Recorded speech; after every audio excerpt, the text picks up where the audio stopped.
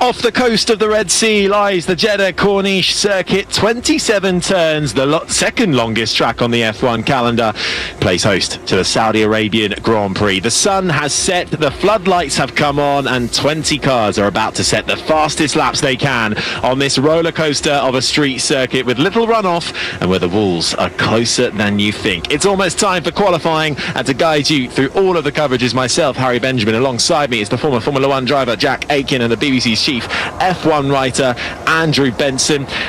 Jack, let's kick things off then. Is this Max Verstappen pole position to lose?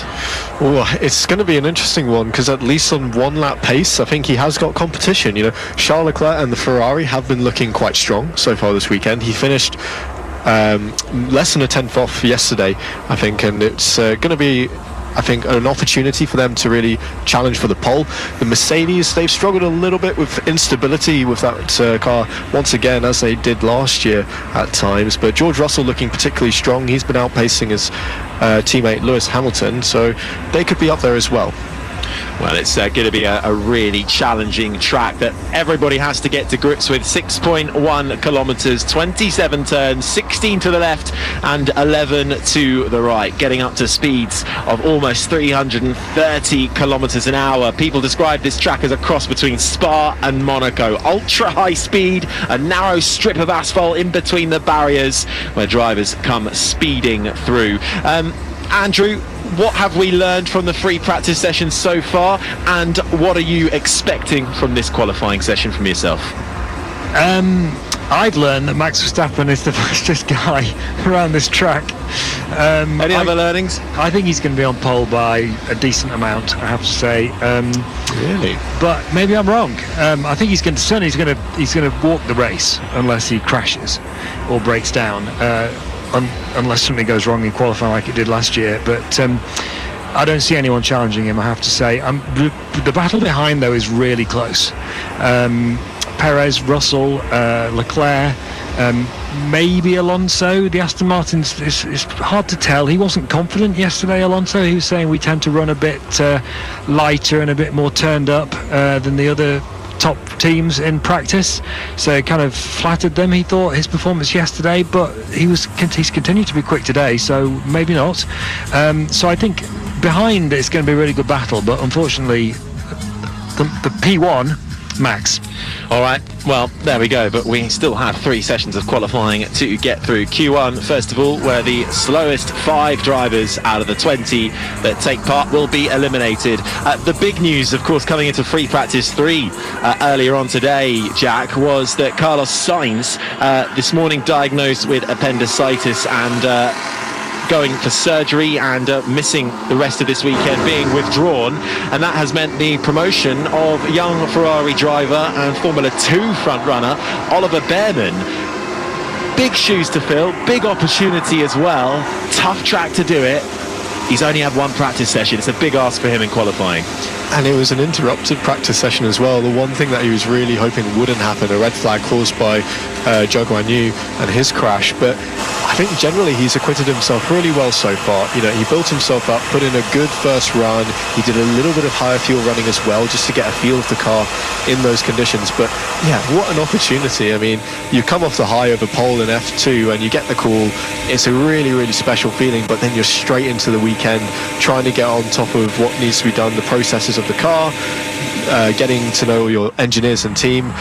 There's a lot to do, so he's going to be full in it now, and maybe after the weekend he can reflect on what is a very, very special moment for him. It certainly is. The 18-year-old from Essex in the United Kingdom. A bit of history on Oliver Bearman, if you're unaware. 2021, the German and Italian Formula 4 champion in the same season. 2022 made the step up to Formula 3, finishing 3rd in the championship, and then in 2023 made the step up again to Formula 2, finished 6th in the championship with 6 podiums, 3 pole positions and 4 wins to his name, and is now back in Formula 2 for this year. Actually was here already this weekend. The F2 cars are out running and supporting Formula 1 here. He set pole position for the race, but has now been withdrawn for the rest of the F2 weekend to focus, of course, on his Formula 1 opportunities. But the interesting thing, Jack, is yes, okay, bit down on track time here in the car, but he has had some modern day Formula 1 running with Ferrari and Haas last year as well in FP1s. Absolutely, he's had a fair bit of testing. He's done some private testing as well as FP1s and official test sessions with both teams, as you mentioned. He's impressed in those sessions as well. He was out in the Mexican Grand Prix last year with Haas, and they were very, very complimentary of his performance, saying that it was as good as it gets in terms of FP1 debuts. So high praise, and there's a lot of expectation around him. He is one of the names being talked about as well for that customer seat from Ferrari in the Haas for 2025. So this could be a really great audition for him, and I think, you know, there's not a huge amount of expectation. He's got a very accomplished teammate in Charles Leclerc, which is a great thing for him, because I don't think anyone's expecting him to go out and beat Charles, but if he can get close to him, it's all upside.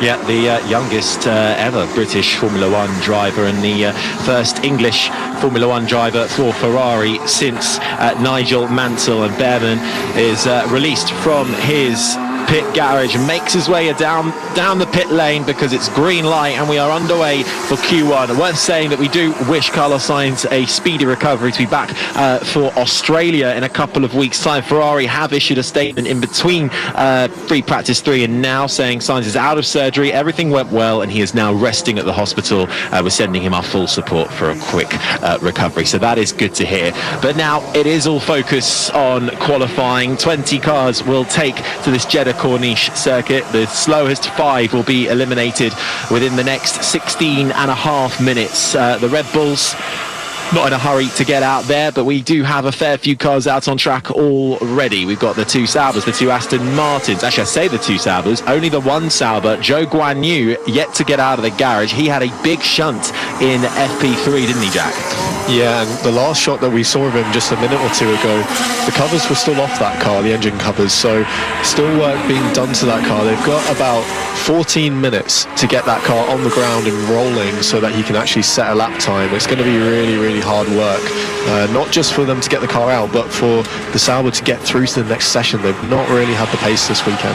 Well, Joe has got his helmet on. He's standing to the side of his car, having a chat with his engineers, while the mechanics work frantically. The Sauber hinched high up in the sky in that garage, just starting to get lowered down. No tyres on the 4 corners of that car, and Jack, you're shaking your head. There are about 50 jobs going on at once there. It's a hint of desperation as the mechanics worked really, really urgently to try and get the job done, but they've got a lot on their plate, that's for sure.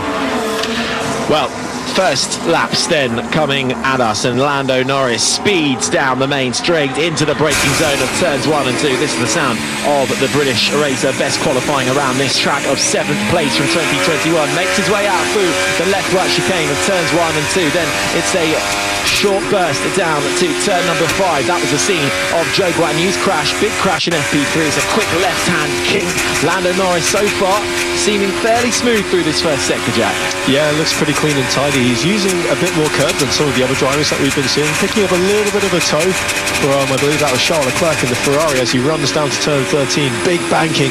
It helps hold the car down as you try and get the power down, and using all of the track on the way out, shaping up now for turns 16 and 17, a quick chicane that rolls onto a back straight, quite long, so it's important to get a good exit, which he does. Looks fairly clean, nothing too ragged, not too heart in your mouth stuff, which is a common occurrence around this track.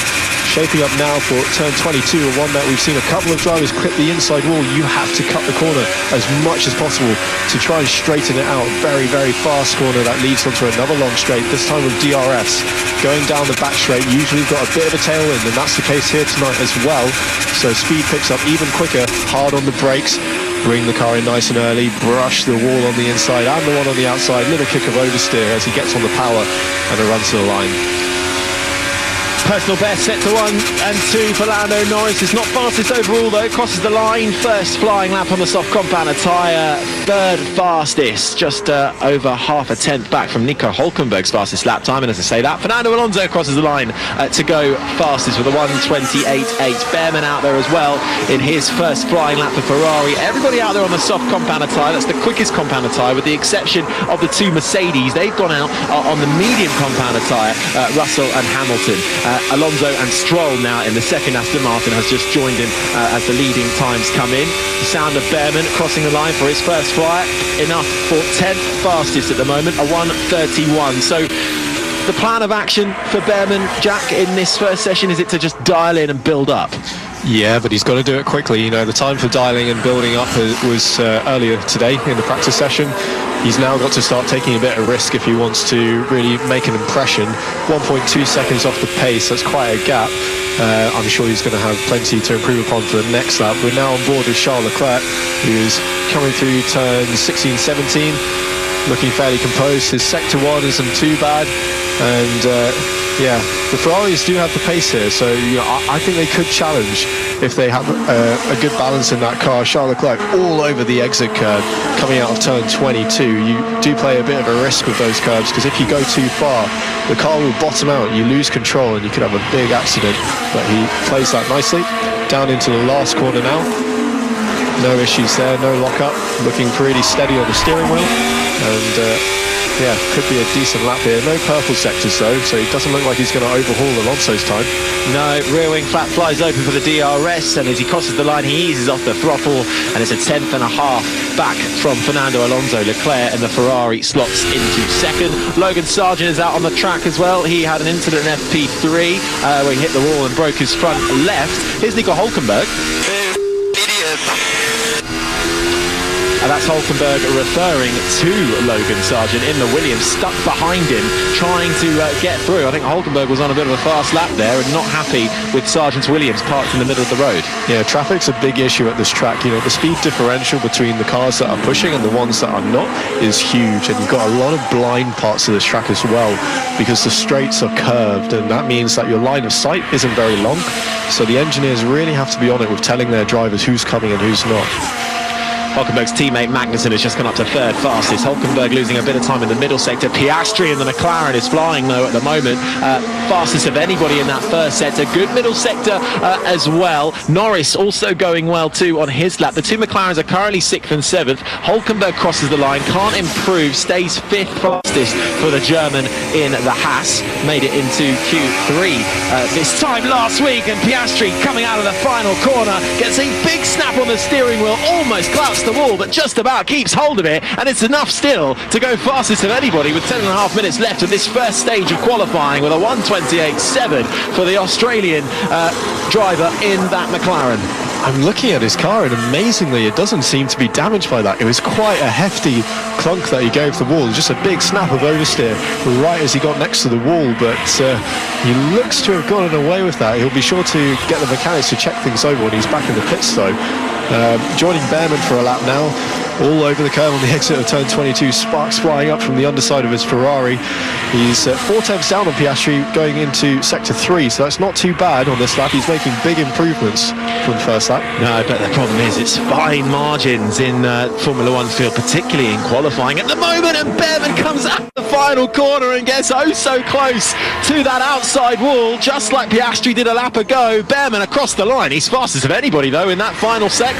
Behrman 4th fastest, just under 2.5 tenths back from Oscar Piastri's quickest time. At the moment it's Piastri, Norris, Alonso, Behrman and Leclerc, the top 5 in the elimination zone at the moment. We're still waiting. They're coming through now. Lap times from the two Red Bulls of Verstappen and Perez, and Verstappen is going quicker than anybody in the first sector. Also out there at the moment is Daniel Ricciardo. He's just coming to the end of the first sector now, and Zhou Guanyu still not out of the pits with a lot of work going on in that Sauber. It's going to be a race against time to get that Chinese Formula One driver out onto the track.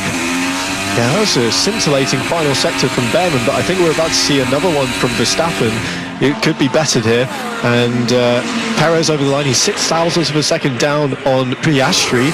So into P2, race control saying it's a black and white flag for Russell for crossing that line at pit entry. That's something we've seen a few drivers fall foul of, but The timing screens are lighting up. We've got quite a few purple sectors coming through now, not least from Verstappen. Alonso's on a good lap as well. Yeah, Alonso fastest of anybody in the middle sector as Max Verstappen crosses the line and goes fastest, over 2.5 tenths clear of the McLaren of Oscar Piastri. Then comes Sergio Perez. This is the sound of Fernando Alonso making his way out the final corner, up through the gears, up into 7th and across the line. He'll get to 8th before he does so, and he goes 3rd fastest. Lost a bit of time in that final sector actually, but still improves to go 3rd behind Leclerc. Piastri, Perez, the top 5, Norris, Behrman, Magnussen, Alonso, Stroll, the top 10, Hülkenberg, Hamilton, Russell, Gasly, the top 15, at risk, Sargent, Bottas, Ocon, still no time from Tsunoda, and still in the pits is Zhou Guanyu. Can I just say, I think Oliver Behrman is booking himself a Formula 1 seat for next season, because 2 runs into Q1, he's only 3 tenths behind Charles Leclerc. That is an incredibly impressive effort from him. It's a mighty effort from him, and considering how close he got to the wall, on board, we've just seen a replay of how close Oscar Piastri got to the wall, and he did touch it. Clip the wall. Yeah, copy that. Yeah, he actually touched it with both axles there. He first had the kick from the rear, which touched just a tyre, it looks like, on the rear, and then it pinged the front around to also get a touch on the front as well. Behrman having a little snap of oversteer, a little replay of his final corner there, but he was really, really quick in that last sector. He made up quite a bit of time on his teammate Charles Leclerc there, and getting the slow-mo, he doesn't touch the wall but gets about as close as you can, and his poor father in the garage having a mini heart attack, I think, watching the replay. His face is an absolute mask of tension, isn't it? It's like hilarious. Poor guy. We could feel the sigh of relief through the screen that we're watching. But to reiterate Andrew's point, Behrman doing a very, very solid job in his first ever Formula 1 qualifying. The 18-year-old making the step up. He's only had FP3 in completely different, unrepresentative track conditions. FP3 earlier on today was in the daytime. The temperatures were higher. It was his first time in the 2024 Ferrari.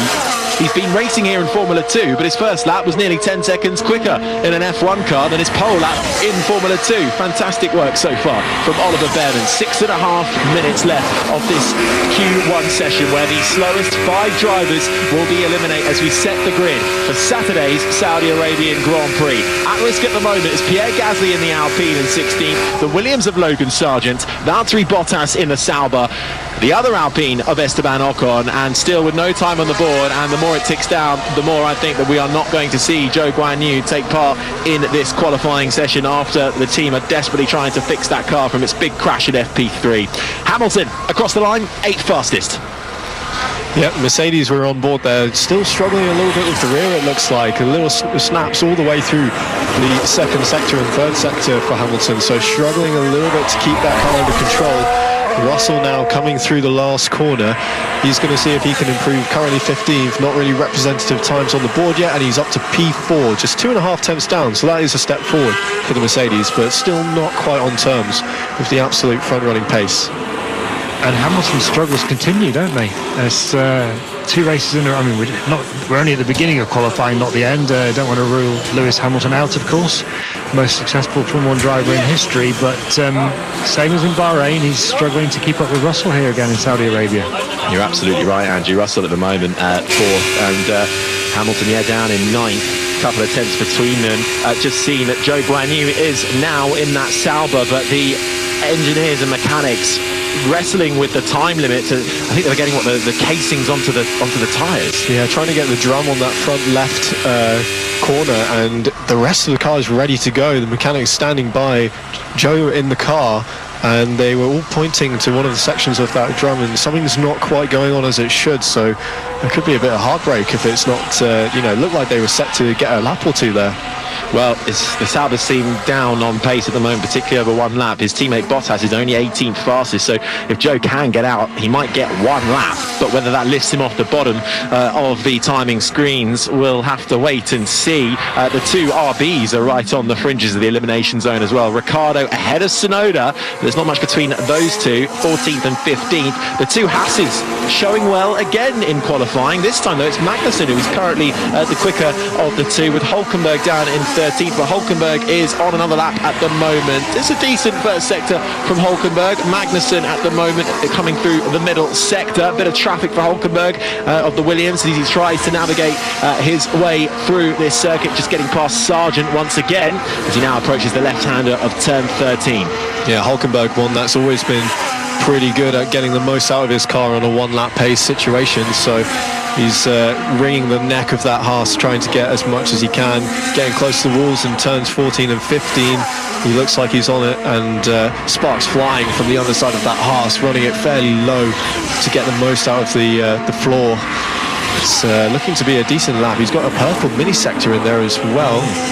Good middle sector so far from Hulkenberg as he comes into the final sector now. Going well too is Charles Leclerc, who is coming towards the end of his lap, and he does indeed go fastest. Charles Leclerc in the Ferrari, a 1:28.3. Just crosses the line. Verstappen on an outlap at the moment, down in second, but we're not paying too much attention to those at the front. It's all about getting out of the bottom five in this qualifying session. Hulkenberg will be trying to give himself a bit more of a gap, and he does indeed do that. Crosses the line and goes 10th fastest, a 1:29.0 for Hulkenberg. Bottas crosses the line, gets himself out of the elimination zone. He pulls himself up into 14th place. Getting a little replay of Hulkenberg, and he's all the way over the curb, the tall curb on the exit of turn 22, just as we'd spoken about earlier, grinding out across it, all four wheels off the ground at one point, managing to keep it pointing in the right direction. Joe's not getting out here, is he? He's still in the pit lane. He's not getting out in time with just over 2 minutes left. If he does so, yeah, it will be a miracle. But in trouble at the moment, the two RBs of Ricciardo and Tsunoda, the two Alpines of Gasly and Ocon, and Logan Sargent. The two RBs on outlaps at the moment. Sargent on a lap, but it's not good enough at the time for this time. He's currently down in 18th, but not finding time in that first sector. And I don't believe it. Sauber get Zhou Guanyu out of the pit lane. He pulls out from that Sauber garage in the fluoro green livery and makes his way down towards the end of the pit lane.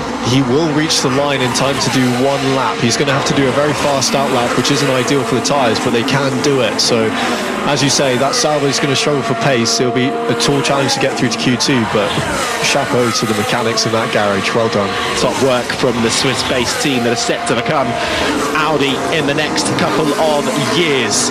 His teammate Bottas is up in 14th. Logan Sargent trying for all his might to get himself out of the bottom five at a track where he nearly got into Q2 this time last year had he not exceeded track limits. He finds time in that final sector, but it's not enough. He stays 18th fastest for Sargent. Zhou Guanyu coming through the middle sector on his outlap now. He will just get there in time. The two RBs, Ricciardo faring slightly better than Tsunoda on this lap. The Alpine of Gasly showing a few green first sectors, but they're not setting the world alight. Yeah, on board with Ricciardo now in the RB. He's just coming up towards the sector 2 line, 4.5 tenths off Leclerc. It's not bad, but he too runs wide over the curb on the exit of turn 22. A little bit of time lost there. That's going to cost him all the way down the straight towards the final corner. Tsunoda 1 and a bit tenths up on his teammate going across the sector 2 line. So the fight between the two RBs there, very close, but in favour of Tsunoda. And that was very close from Ricciardo. He gets a little bit of a wobble mid-corner in the last turn, and that's going to cost him as well. Ricardo will be first across the line for the RB. He hauls himself up into 11th spot. That pushes Tsunoda down and Bottas onto the fringes, but Tsunoda immediately betters his lap time and goes all the way up to 9th spot. The Japanese driver safely through. Down into the bottom five is Valtteri Bottas, Gasly, Sargent, Ocon and Zhou. Zhou now just starting his lap. I don't think he made it. I think he took the checkered flag, Zhou. He didn't make it. Stroll crosses the line, gets up into 2nd spot, puts Bottas still down in the bottom five. What can Ocon do in the other Alpine? He improves his time, but it's still 17th ahead of Gasly. Ocon out-qualifies his teammate for the 2nd time in a row this season. Bottas on the fringes, but he's bailed out of this one. He comes into the final corner. He's not found time, and that will be it for qualifying. And the bottom five eliminated. Bottas in 16th, Ocon in 17th, Gasly in 18th, Sargent 19th, and Zhou didn't get across the line in time. Just getting a shot of the Sauber garage now, and the look on some of the mechanics' faces as if to say, can you believe it? All of that work and we missed the flag by mere seconds. That's hard to take, but a bit anticlimactic at the end there, because a lot of cars went out as a bit of a precaution to try and make sure that they protected against the track evolution, but not as much improvement as perhaps people were expecting in the final laps there. No, and it's exactly the same 5 drivers knocked out in Q1 here in Saudi Arabia as were in Bahrain last week, with Valtteri Bottas in the Sauber 16th. The 2 Alpines, Ocon ahead of Gasly 17th and 18th. Here is Ocon. Sorry guys, very sorry. No, mate, it's all good. And Sargent 18th, Joe last. It isn't all good though, is it, Alpine? Let's be honest. The slowest car again for the second Well, at race least in they're a row. not right on the back of the grid this No, time. but they're the slowest car because Albon's ahead of them. Sargent's irrelevant, isn't he? He's not quick enough. So this is dark times for Alpine, and it's, what is it, 5,000 between the 2 drivers or something like that? It's really 4,000. When the drivers are that close, that generally means they're both doing a good job. Yeah. Not always, but rule of thumb. I mean, they're not top level, are they? They're not Verstappen or Hamilton or Leclerc, but they're both very decent pedalers, and that's dark times.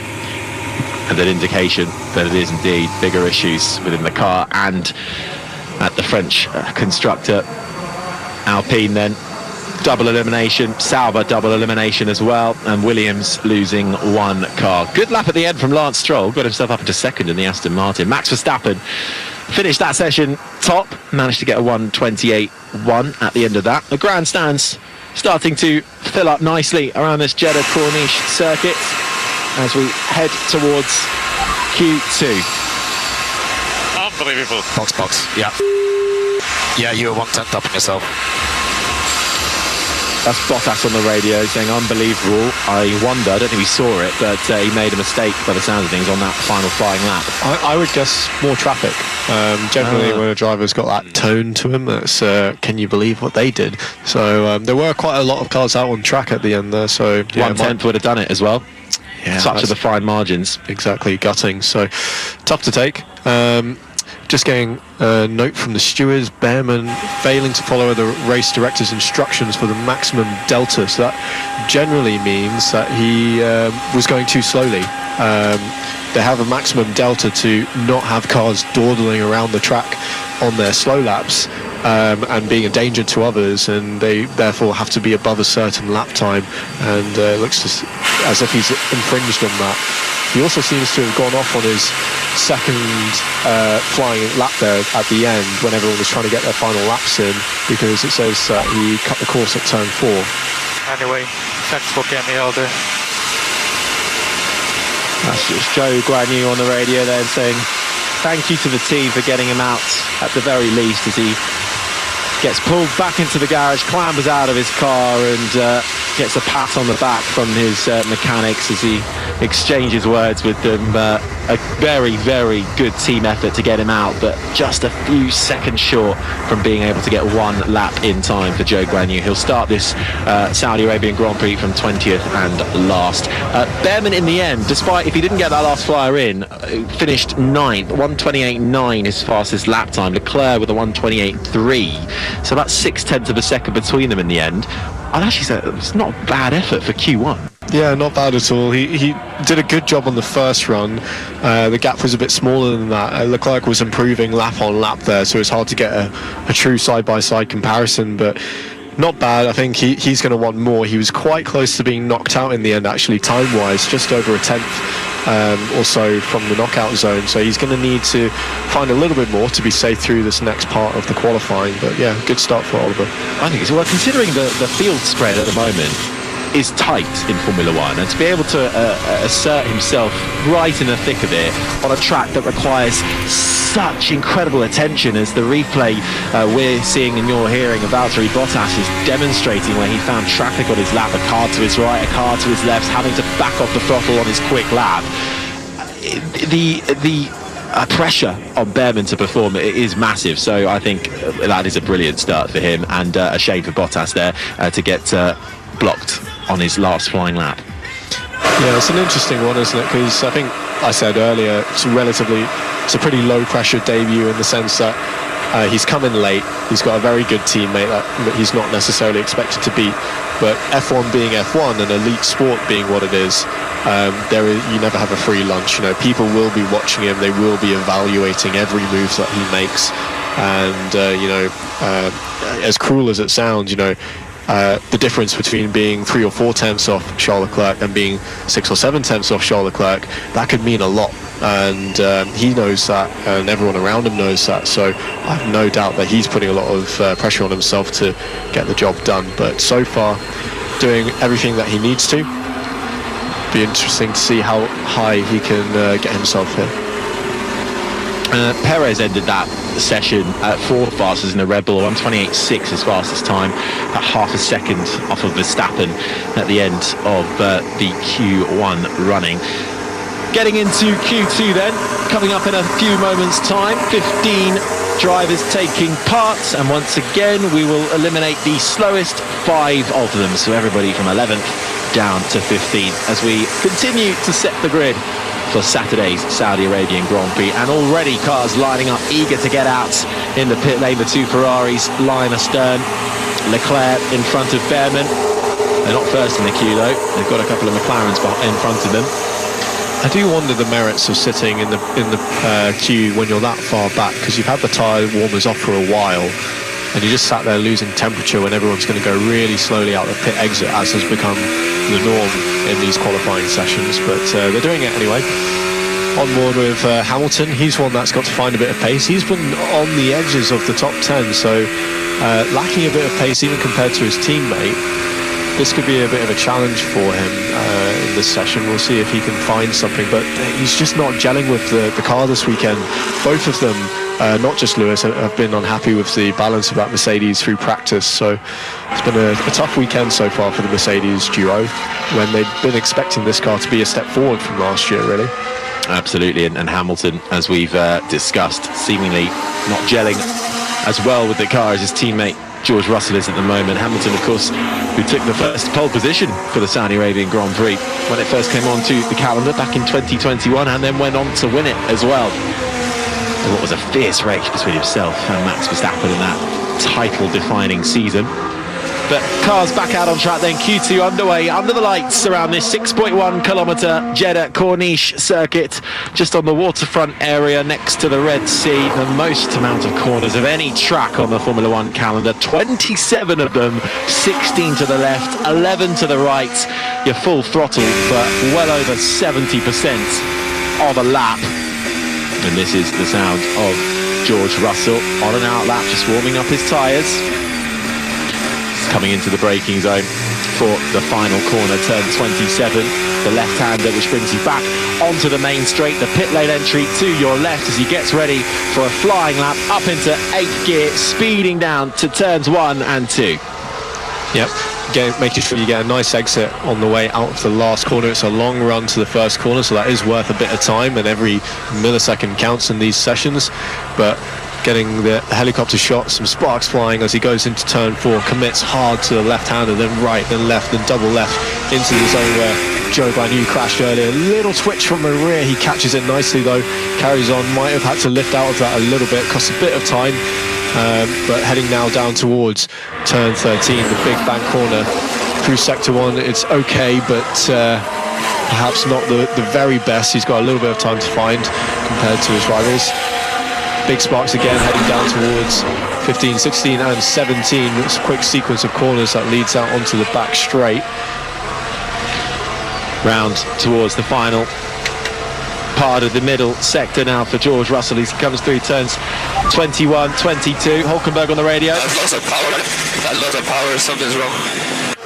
Hulkenberg in the house saying he's lost power. Something is wrong. Hulkenberg is currently out on the track.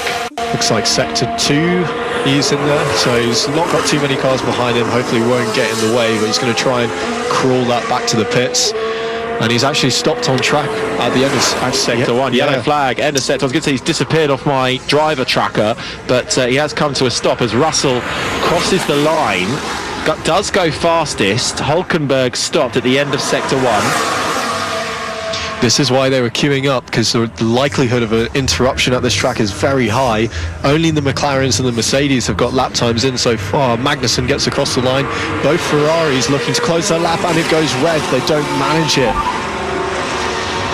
Oh, you need to switch off the car, switch off the engine, Nico, switch off.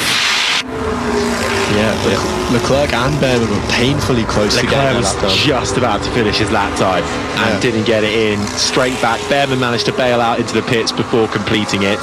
That would have also affected Alex Albon. Sergio Perez was out on a lap as well. And this is the sound of Nico Hulkenberg's lap. Let's listen in.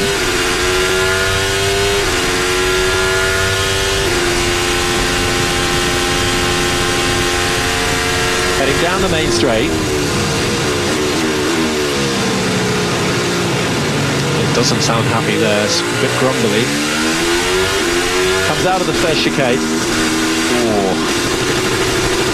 Oh, that's horrible. Lots of juddering, big hesitations from the engine. Something's badly out of sync there, and then he loses power completely as he comes towards turn 6. His head moving from left to right, checking his mirrors. He's in a really tricky spot trying to find the runoff area, and he does so. So a good effort from Hulkenberg to get out of the way on the exit of turn 6. But that, unfortunately, might mean the end of Nico Hulkenberg's qualifying in the Haas. It will do. And a shake of the head from team principal Aya Komatsu on the pit wall. Hulkenberg, who managed to get into the top 10 in Bahrain, won't be able to do that this time around. So it's kind of worst case scenario for Leclerc. They will have plenty of time to get back out, of course, and do more laps, because the clock does stop in qualifying. Still 11 minutes to go, but he's effectively wasted a set of tyres on what was going to be a very decent lap, but didn't count for anything. He's even had to cross the line and go another full lap to get back to the pits. Well, similar for Behrman. It shouldn't be too bad, Jack, 'cause I think they were all on used tyres for that lap. So he's got a new tyre run still to come. And on that lap, just looking at Leclerc compared to Oliver Behrman, after the first two sectors, it looked like Behrman was about half a second or so behind Leclerc. So solid, but you can't sniff at that. If he can be half a second, 6/10 off Leclerc, I think in this session it'll be a job well done. That's kind of the level or gap that we've been talking about previous to coming on air, wasn't it? That's the kind of place that we expect him to be. So if he can outperform that, great. Cars back into the garages then, as we are under red flag conditions for Nico Hulkenberg's Haas, coming to a stop out on track in turn 5. The clock does not continue to count down. It is stopped, so we will get 10 minutes and 58 seconds when we eventually get the green flag back up and running. But Hulkenberg then conking out in the Haas did affect the Albon of the Williams of Albon, the Red Bull of Perez, and the two Ferraris. The two Mercedes did get lap times in. Russell was actually fastest at the end of those first runs in front of Norris in the McLaren, then Hamilton in the Mercedes. Piastri was fourth, and Magnussen, didn't do a representative lap time, but did a lap time, so it gets him into the top 5. Those are all the cars that set any kind of lap time before the red flag came out. And we will, though, get this Q2 session back underway in a couple of minutes' time. 8:34 local time, so 5:34 this afternoon. Just looking at the teams, they're going to go again and Q, it looks like. So Behrman, one of the first out this time, and it's a brand new set of softs on that car, very shiny and lovely, and he's going to be first in the queue as well, followed swiftly by both Mercedes, both Red Bulls, Astons, the RBs. Everyone's getting out because, again, they want to make sure that they get a lap in should there be another interruption. Behrman leading the way, though, comes to a stop at the end of the pit lane, waiting for the green light to come on at the end of it. And everybody queuing up behind him as well. Hamilton in the Mercedes, Alonso in the Aston Martin. On the Mercedes, at least on the lead car of the two, I didn't see which driver it was, but there were used tyres on that car. Having got a lap time in, they're going to probably use that set again before then switching on to a new soft for the end. So they're going to go for 2 runs here. Well spotted, Jack Aitken. Verstappen finds himself behind his teammate Perez in that queue, and just trying to see which Mercedes it was. I think that's Hamilton. I think it's Hamilton, isn't it? But both of them have used sets. Yeah. Well, moments away then from the green light coming on and getting this Q2 session back underway as we set the grid for the Saudi Arabian Grand Prix, which will take place on Saturday, and you can hear it all live on the BBC Sport website and will be on air from 4:45 in the afternoon on Saturday. Right now though, it is qualifying. We've already lost Zhou Guanyu in 20th and last. The Sauber team doing a great job to fix that car and get it out, but he just missed getting over the checkered flag in time. Sargent in the Williams 19th, the two Alpines, Gasly behind Ocon, and Valtteri Bottas and the other Sauber getting knocked out just on the cusp in 16th. 15 cars all make their way now back onto the track as Q2 is now underway. We will eliminate the slowest 5 drivers come the end of the next 10 minutes and 23 seconds. A lot of eyes on the young 18-year-old British driver Oliver Bearman making his Formula One debut this weekend in the Ferrari in place of Carlos Sainz, who we wish well and a good recovery after having surgery for appendicitis. He will hopefully be back in a couple of weeks' time for the Australian Grand Prix, but a massive opportunity for Bearman, who was here anyway in Saudi Arabia on reserve duties for Ferrari and also racing in the Formula 2 championship that is supporting. He actually set pole position in F2 for qualifying before getting the call up to finish off his weekend in a scarlet red Ferrari. And at the moment looking around about half a second off his teammate Charles Leclerc, which is a good effort, but let's see how he gets on in Q2 for the rest of it at least. Everybody then heading back out on track with the exception of the two McLarens. They've stayed in the pits. Norris second fastest at the moment, Piastri fourth. Russell was hassling Hamilton through the middle sector there. Usually teams have defined orders that they want their cars to go in, Hamilton being the lead car, but Russell was looking for an opportunity to get past and Hamilton was having none of it. So they resume as is, on board with Bearman now in the visor cam, no less, and going through turn 1, chooses to avoid the curbs for the most part. Big slide from the rear as he gets on the power. It's that slow speed, he scoops it up, no big problem. Into turn 4 now, a big lock up from the inside left. He keeps it more or less on track, but he's lost a lot of time. And is he going to carry on with this, or are he going to bail out and try and go again next time round? I think he has bailed out. Yes, he has. So he's going to abort this one. It was a bit messy. Go for another warm-up lap and try again. A lot of pressure on Bearman. Chucks in at the deep end is the least you could say. It's funny, I was going to say how your first run and Bearman's first run was quite impressive, and I think it's quite easy to just jump in, feel natural and let it flow. And it's just, you're just driving, there's no expectation at that point. It's your first laps.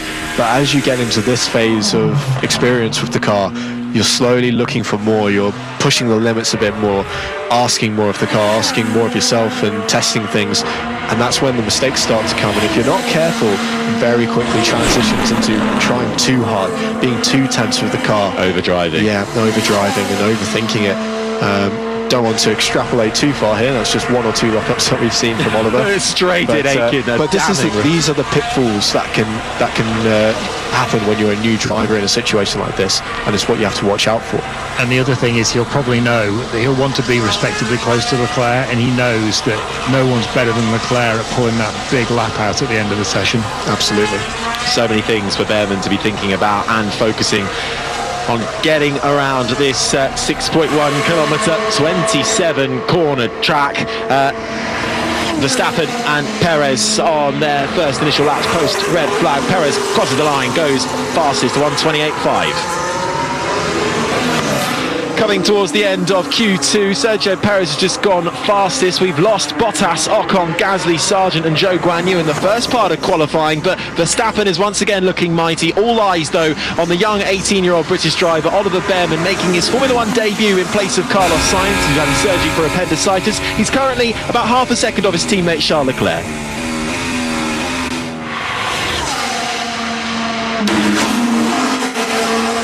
Back on 5 Sports Extra for you, just giving a little bit of an update there to main 5 live. 6.5 minutes left remaining. Leclerc back out, losing a little bit of time in that middle sector. Ricciardo's on a lap as well. Oh no, he's not on a good lap.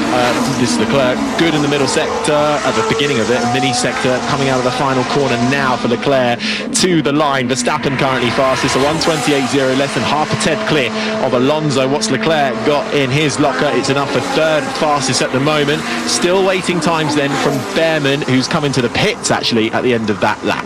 Yeah, chosen with the time remaining to get back into the pits, possibly make a change, get a new set of softs on, and make sure that the last run is a good one. But at less than a tenth, or just over a tenth, sorry, covering the top three at the moment, and it's three different teams. That's brilliant. Leclerc, Alonso, and of course Verstappen leading the way.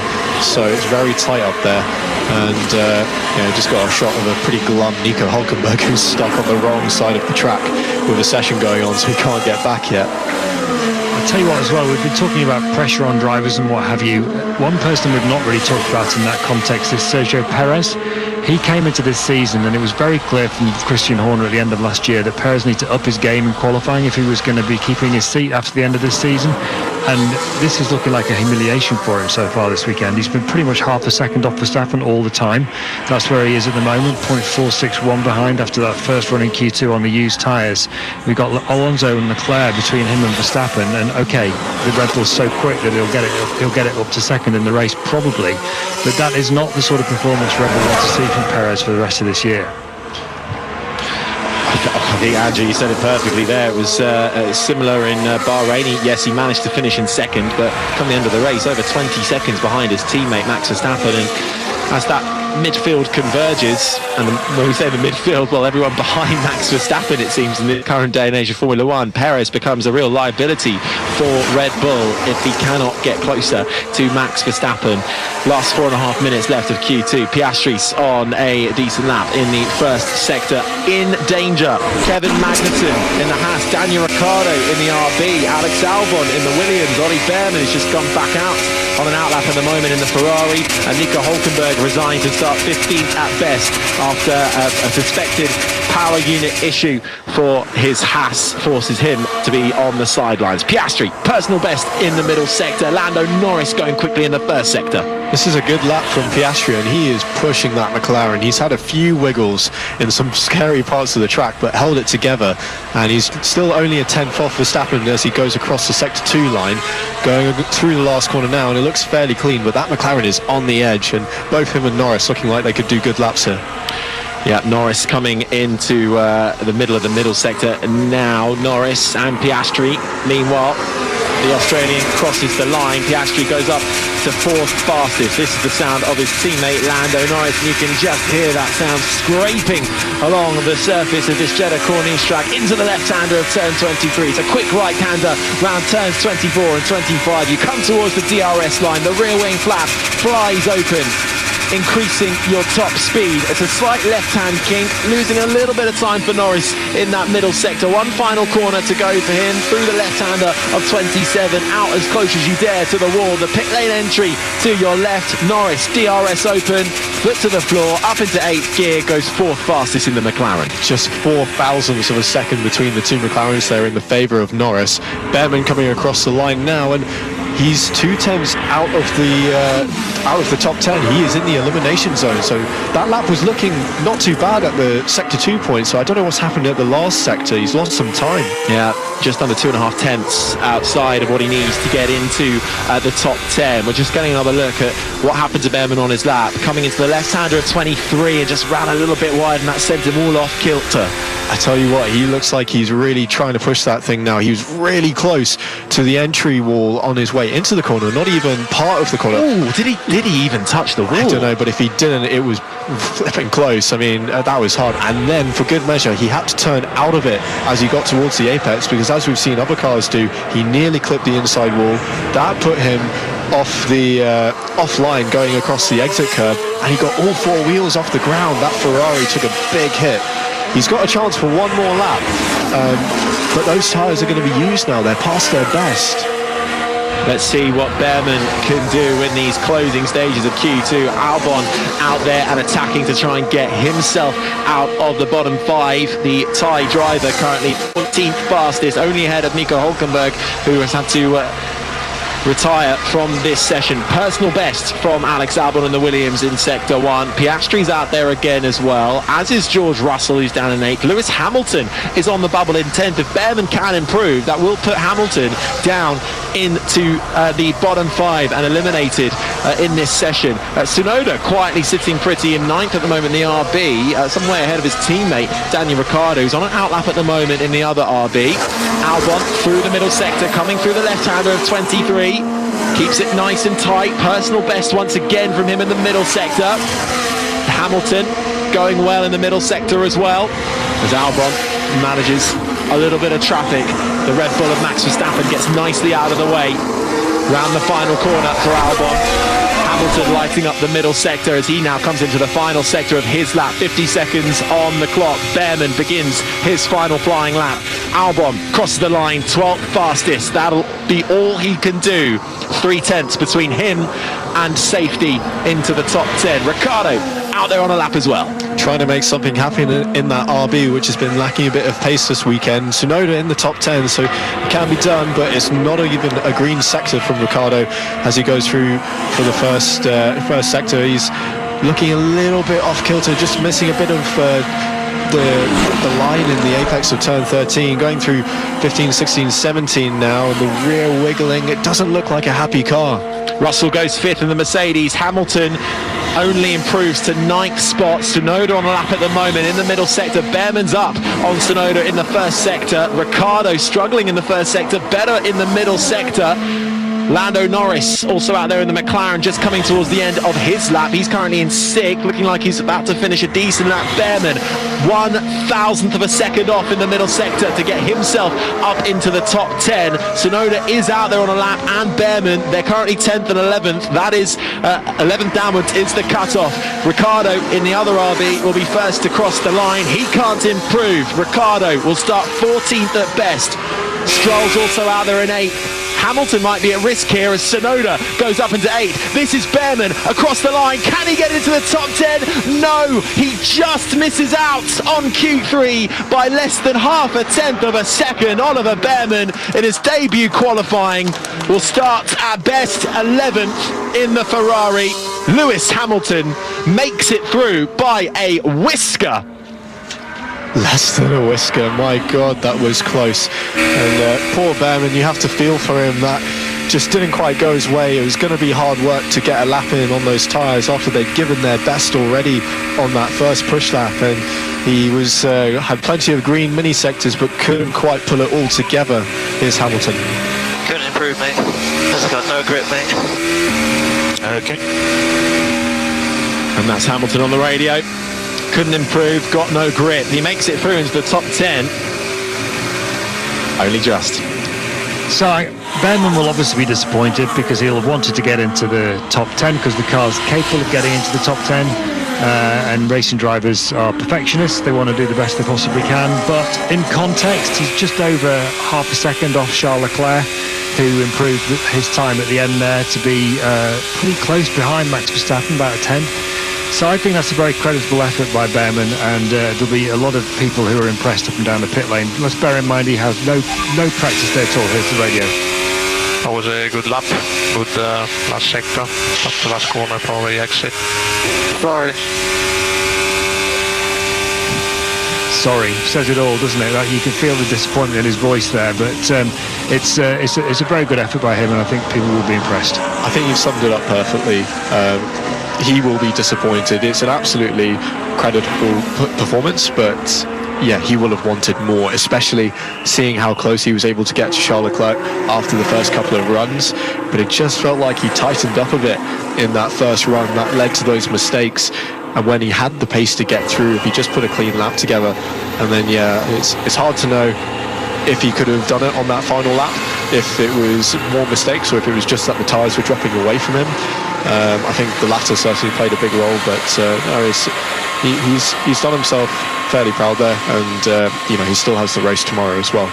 Yeah, and it's also a cycle, isn't it, Jack? Because they put him out earlier for that final run to give him exactly that opportunity in case he made a mistake, whereas Leclerc, so he'll have had more fuel in his car, for example, than Leclerc did. Here's some radio. Yeah, it was a messy session, sorry about that. It was a tough one, it was super difficult. Yeah, he knows what you've been saying, Jack, basically, doesn't he? So he goes out, he's got a little bit more fuel in his car, he makes that mistake at turn 21. He brushes the wall. We've just seen it. Sparks come up. I think he probably did hit the wall slightly with his rear tyre on the entry there to the fastest chicane on the lap. That in itself will have knocked his confidence going into the final run, and then of course his tyres aren't at their peak, so it becomes a cycle. So in context, half a second's a good job. Well, that brings to an end Q2, and just on Behrman again, failing to follow race direction instructions, the maximum delta time, that will now be investigated after the session.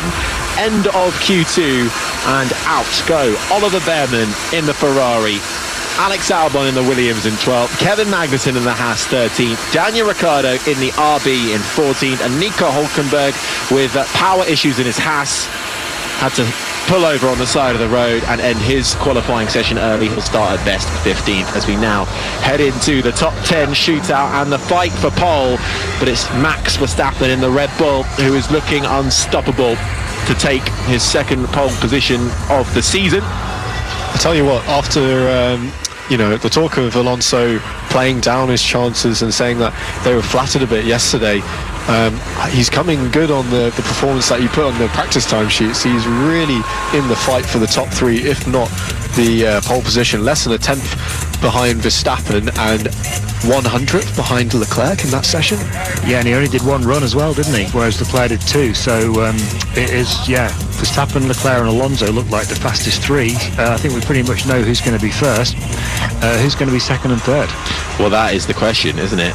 Certainly, despite being out of qualifying, Nico Hülkenberg sat on a nice deck chair having a chat with one of the marshals, the music blaring, helmet off, and having a bit of a jam to the music is the Hulk. So taking the wins where he can get them. Oliver Behrman back out of the car and heading to get Wade, takes his helmet off. Looks like he worked hard for that one. But a very decent first effort from the 18-year-old British racer. So through into the top 10. 2 Red Bulls, 2 Aston Martins, 2 McLarens, 2 Mercedes, and 1 RB of Yuki Tsunoda. Good effort from Yuki Tsunoda, out qualifying Daniel Ricciardo. He finished 8th fastest at the end of that session. Yeah, that's developing into quite an interesting situation, isn't it? Daniel Ricciardo was brought back by Red Bull, hoping that he might be able to recover his mojo, the Daniel Ricciardo of old, rather than the Daniel Ricciardo that was at McLaren, who ended up getting fired a year before the end of his contract. There's not a lot of evidence so far that the sort of real Daniel Ricciardo of old is back. I don't think Red Bull would have expected that Daniel Ricciardo to be slower on a regular basis, which he has been, frankly, than Yuki Tsunoda. Yeah, in Q2, fastest laps, Ricciardo half a second slower than Yuki Tsunoda, who out-qualifies Ricciardo for the second consecutive race weekend in a row. We'll see what he's got. It's an important discussion, Harry, in the context of an underperforming Checo. So, even if Checo's not getting the job done in that second Red Bull, if they can't replace him with anyone decent from that RB, it makes it even more difficult situation for the Red Bull management. So, and then you start asking questions about whether people like Liam Lawson should be given another chance after his debut last year. But that's a whole topic, isn't it? I'm sure we could get stuck into that in a Checker Flag podcast as well. Still under the lights as the crowd, as the grandstands and the crowd fill up, excited to see now the fight for the top 10 in the final part of qualifying to set the grid for the Saudi Arabian Grand Prix. The 4th Saudi Arabian Grand Prix coming onto the calendar back in 2021. 3 different winners from the 3 races. Lewis Hamilton winning in 2021, Max Verstappen in 2022, and most recently Sergio Perez winning last season. And Max Verstappen looking to take pole when he has never taken pole here, not even started on the front row here before. He's been on course to take pole, hasn't he? But yeah, never actually got the job done. So it'll be a rare first for Max, and getting another little mini queue forming ahead of green flag here. Not as long as in previous sessions, but people are still pretty keen to get out and set their times early here. Leclerc first out, then Hamilton.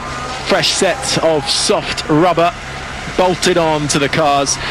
Then Hamilton comes out along with Russell.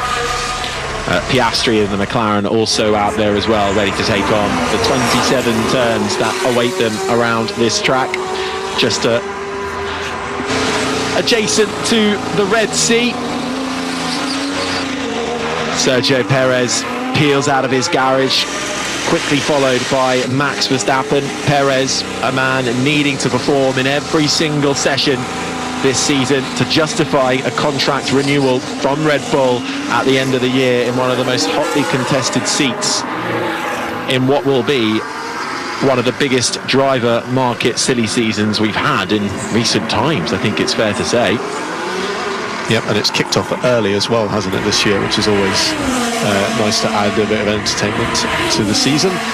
Well, this is the thing, Behrman, by racing with Ferrari this weekend, has taken all the stats that we could have used next year for first British driver since for Lewis Hamilton when he joined. Punch. Yeah, exactly. So Hamilton will be the first British Ferrari driver since Oliver Behrman in 2024. We'll come to that one when we get there. That's not for another year yet. He's all focused on Mercedes for the time being, but is struggling throughout the weekend. Both Mercedes have been complaining with rear-end grip.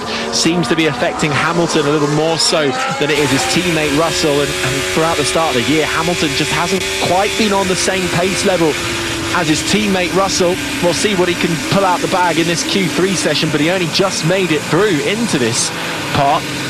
Charles Leclerc there looking to start a flying lap, at least we thought so, but he's backed out of it before he's even got to turn one, and I'm not sure why, because so far in this qualifying session, indeed this weekend, none of them have been doing an extra lap to warm up the tyres, but he didn't even brake for turn one before he backed out of that. Very strange. Yeah, he bailed out straight away, didn't he, coming into the chicane. Hamilton hasn't, no. He's coming through turn 11 now, gets pitched up onto the curb that runs through it. Sparks fly from the underside of that Mercedes. First lap on the board, and he's fastest of anybody in the first sector at the moment. I shall take that back. He's just been pipped by Oscar Piastri, and George Russell also going quicker to Lando Norris now, fastest of anybody in the first sector. Yeah, he's still struggling a little bit then is Hamilton, but the timing screen's updating very quickly as it seems everyone that goes past snags that purple sector. Piastri looking very good at the moment though. On board of Hamilton, again he's slower than his teammate Russell through the sector 2, so advantage firmly in Russell's corner for now. Going down towards the last corner on board of Hamilton, big hit on the brakes. Has a little bit of oversteer again, struggling with the rear of that Mercedes. He never gets it into the apex, and that's going to be a tough one for him. Russell's having a nice final sector as well, approaching the line, and Russell will indeed go fastest. It's a 1:28.316 from George Russell. Oscar Piastri slots himself in between the Mercedes up into second.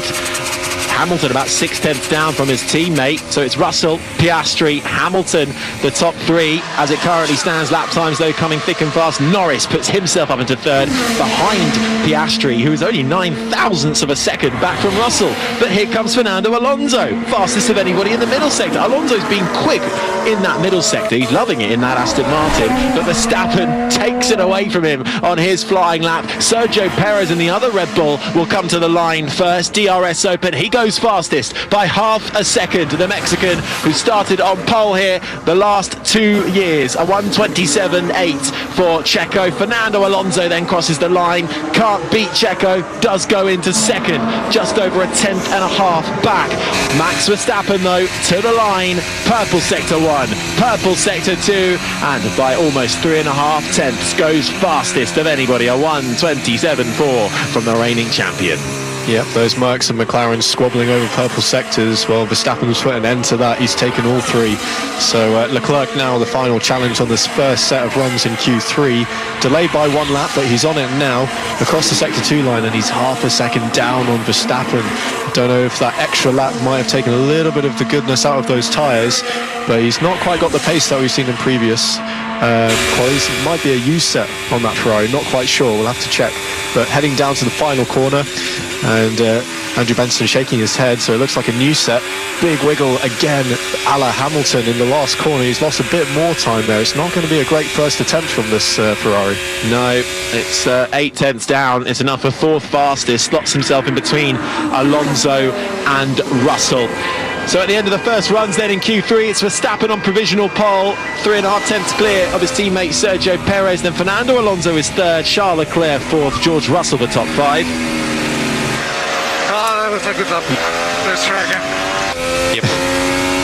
Alonso happy with that lap. It is half a second off Verstappen though. Russell was the top five. Piastri, Norris 6th and 7th. Stroll 8th. Hamilton down in 9th, 1.3 seconds off. And Tsunoda down 10th and last of the 10 runners. That's a big gap between Hamilton and Russell. I mean, he's been struggling all weekend, as we've said a couple of times now, but he's just not closing in, and it's costing them positions, in the fight between them, the McLarens, the Ferrari and the Aston Martin, it's all very tight. It's going to be worth a few positions come the end of this session, but you just can't find it. But the gaps have extended out a bit. It looks like the Red Bulls have found something a little bit extra compared to the rest of the field at the moment. Alonso, the one that's only able to stay in touch by a couple of tenths, everyone else nearly a second behind. And all starting to come into the pits now as they complete their first flying laps and then come and cool down and head back into the pits. Here's what Leclerc's saying on his cool down lap. Yeah, I don't know. It just feels very weird on new tyres and very difficult to drive. Copy that. So possibly he's having some warm-up issues with the new tyres there. He's just probably referencing the fact that when they take on a used set, you do have a bit more of a reference of where you stand with that set, and usually it's a bit more consistent.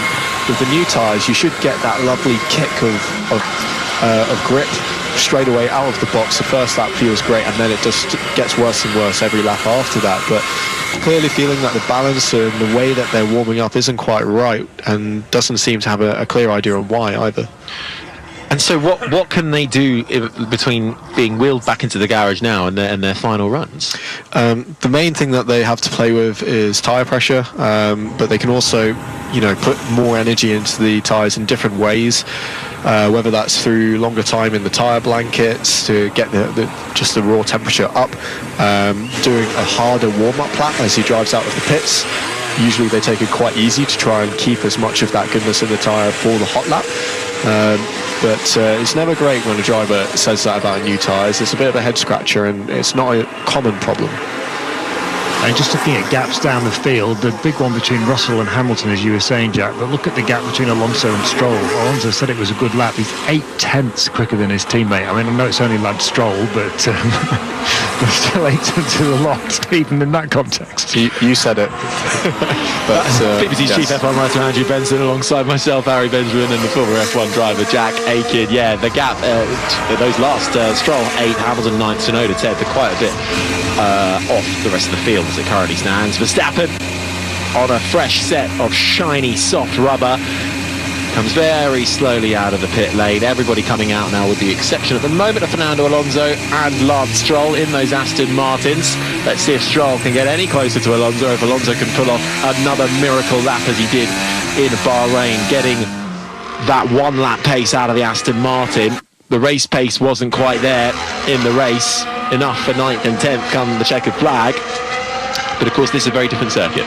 He's clearly feeling very comfortable with that Aston, isn't he, and has done since the start of the season, and that always brings out the best in Alonso, and he's driving with a freedom which is intimidating, I would say, for his rivals. So you don't want to hear him sounding that preppy and positive about life in general.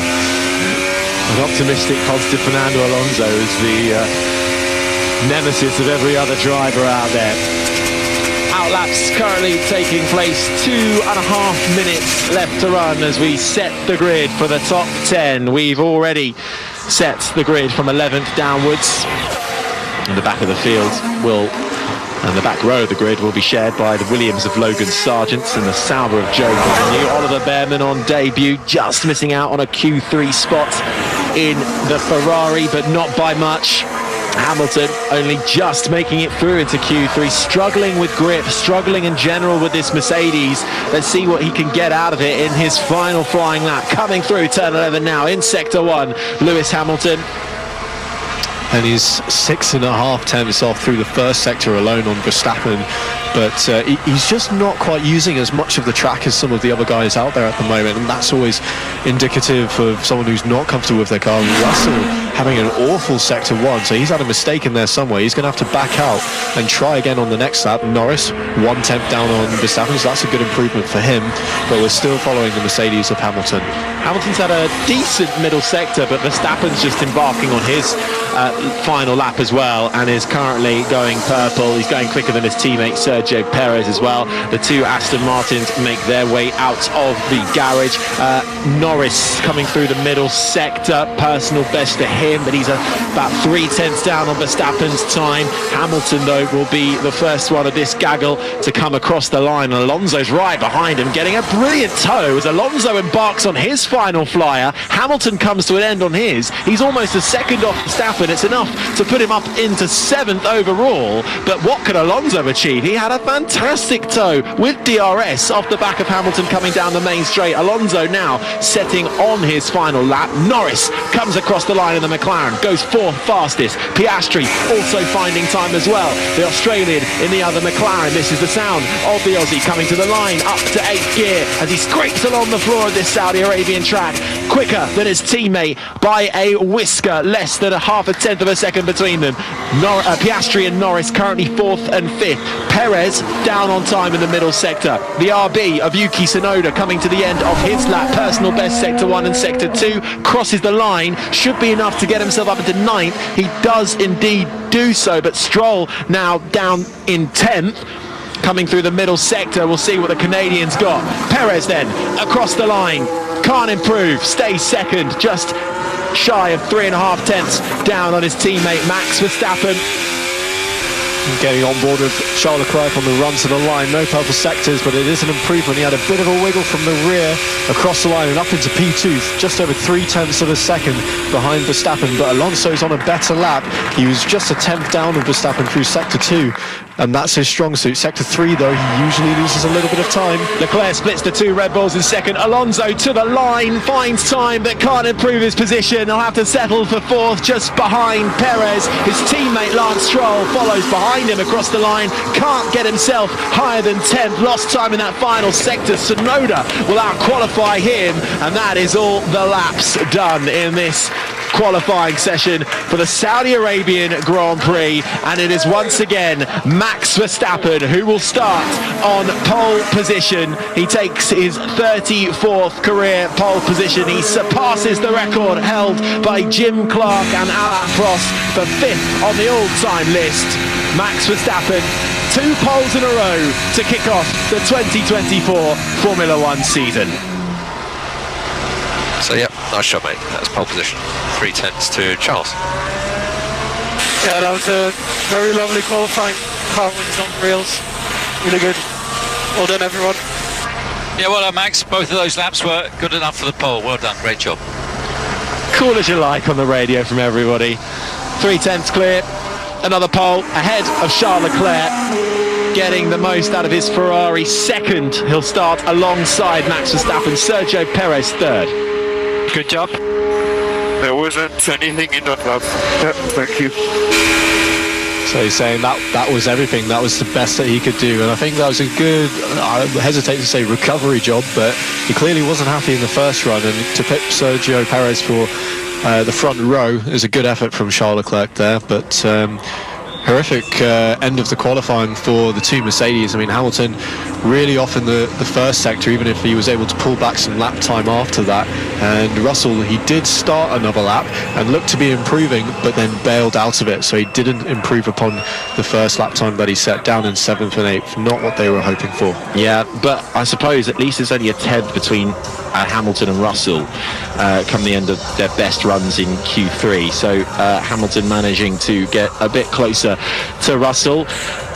small crumbs. Verstappen then on pole position, pulls up in the number 1 spot, clambers out of his RB20. Charles Leclerc does the same thing, clambers out of his Ferrari. A wave to the fans, and Sergio Perez in the Red Bull pulls up in 3rd spot. All three head over to their teams for congratulatory handshakes. Alonso 4th fastest in the Aston Martin. Oscar Piastri out-qualifies Lando Norris in 5th. Norris just behind in 6th. Then come the 2 Mercedes of Russell and Hamilton. Yuki Tsunoda out-qualifies Lance Stroll in 9th, with Stroll bringing up the rear of the top 10. There's another investigation for a driver failing to follow the maximum delta time, and this time it's for Sergio Perez. So him and Behrman are going to the steward's office after this session for the same offence, and we'll have to wait and see if that results in any kind of a penalty for those two. Well, we'll hear from the top 3 shortly. But for the Saudi Arabian Grand Prix, it will be Max Verstappen on pole position, as he has a little chat with his teammate Perez. 3 tenths between them. Fine margins between everybody from second down. Just outside of the top 10 then. Stroll rounds it off in 10th. Then it's Behrman, Albon, Magnussen, Ricciardo, Hülkenberg the top 15. Bottas, Ocon, Gasly, Sargent, Zhou Guanyu 20th and last. Zhou Guanyu unable to set a lap time in the end, despite hard work from the Sauber team to repair that car from the big shunt in FP3. Managed to get him out, but he just missed the flag as it timed him out, assuming there are no penalties handed out after qualifying. That is how it will begin, but we can hear from Sergio Perez, who's chatting to Khalil Bashir to see what he made of that qualifying session under the lights in the Jeddah Corniche circuit. P3 tomorrow, starting from the 3rd on the grid. How was the lap? Were you satisfied from the first lap? Second lap was a bit of a surprise to everyone. Yeah, I didn't get much of an improvement on the final lap, which I think is where we missed the front row. But overall, I think Max has done a tremendous lap. I think that was not possible for me today, but I think being on the front row was achievable. But anyway, I think we are still in the fight for tomorrow. Tomorrow it's a long race, and anything can really happen. Well, you know how to win here. Long run yesterday, your car looked really good, very stable. The tires lasted long. How is your feeling tomorrow with the fight with Charles and Max? Yeah, will be quite interesting. I think it's going to be a long, fun race. I think there will be plenty of action. The cars around us are all very close, so it will be a very interesting battle tomorrow. Well, good luck for tomorrow. Thank you.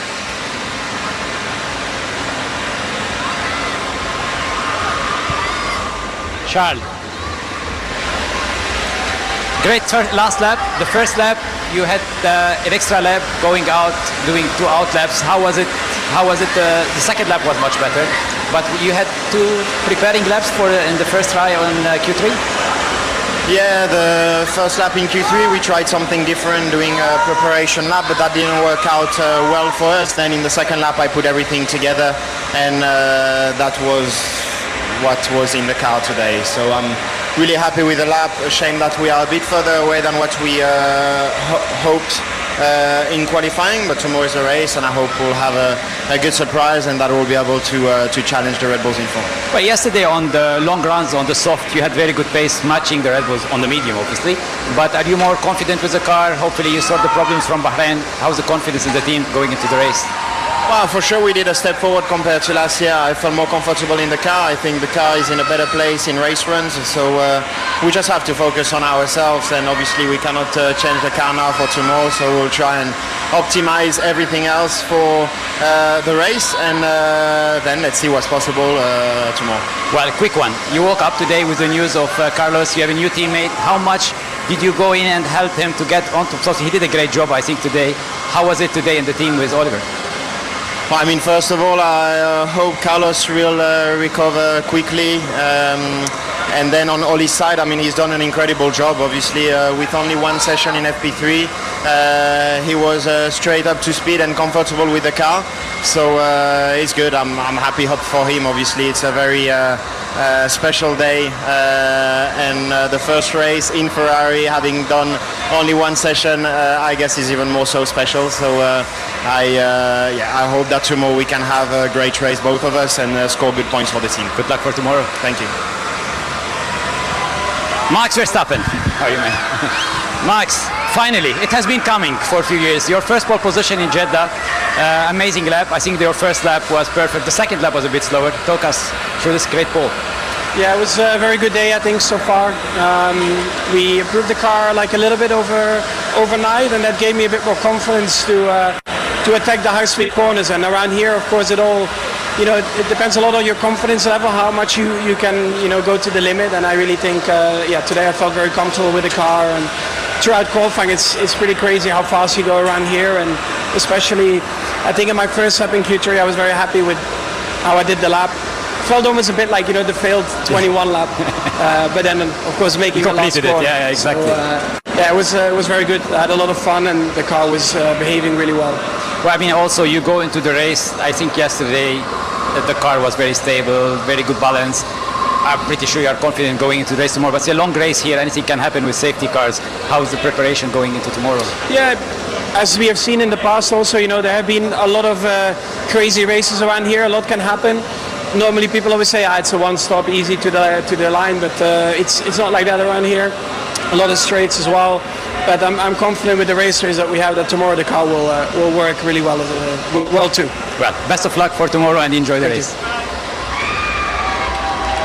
Max Verstappen, Charles Leclerc and Sergio Perez, your top three from today's qualifying session under the lights, as we have now set the grid for the Saudi Arabian Grand Prix, which will take place tomorrow, Saturday, and will be on air on the BBC Sport website and app from 4:45 onwards. Lights out from 5 o'clock in the afternoon. Max Verstappen with the best seat in the house once again. We'll be digesting all of qualifying and more in the Checkered Flag podcast, which will land on your feeds wherever you get your podcasts later today. But in the meantime, my thanks to the BBC's chief F1 writer Andrew Benson, former F1 driver Jack Aitken. I've been Harry Benjamin, and this has been an IMG production for BBC Radio 5 Live.